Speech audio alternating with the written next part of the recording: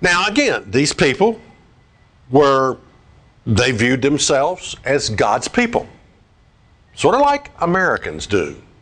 Americans, we've got 450,000 churches that dot the landscape in America. We've got 650,000 preachers in America. We've got 42,000 bickering denominations in America. Okay, we sort of view ourselves as, yeah, we're God's people here. We got it all together. Okay, now let's notice what Jesus said to these self-righteous people who thought they were God's people. Luke 4 and verse 25. But I say unto you a truth. Many widows were in Israel in the days of Elias when the heavens were shut up 3 years and 6 months, when great famine was throughout all the land.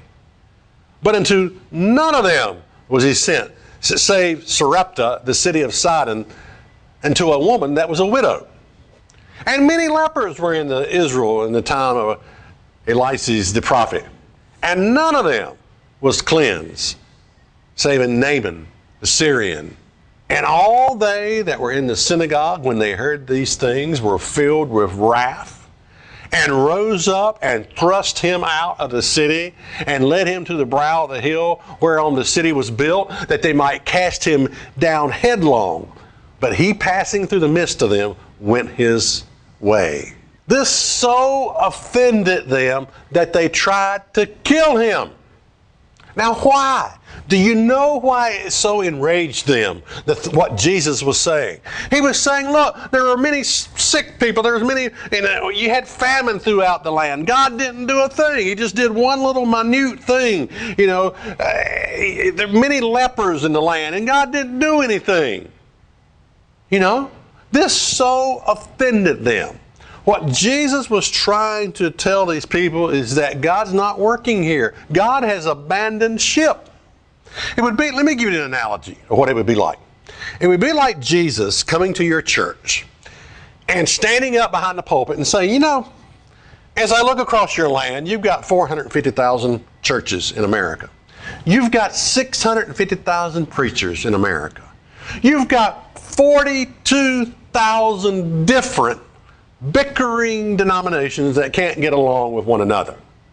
You've got your religious icons. You've got your Joel Osteen. You've got your Rick Warner. You've got your T.D. Jakes. You've got your Kenneth Copelands. You've got your screamers. I tell you, he went up, he did not go down. You've got your gaspers. God should let the spiritual sea come down upon your head and let you die in your sin and go to hell. You've got your erudite. Why, Jesus said, they that be whole need not a physician, but they that are sick. Well, I don't know about that. You've got religion coming out of your eyes, ears, nose, and throat. And yet, when the terrorists flew into your Twin Towers, I didn't do a thing.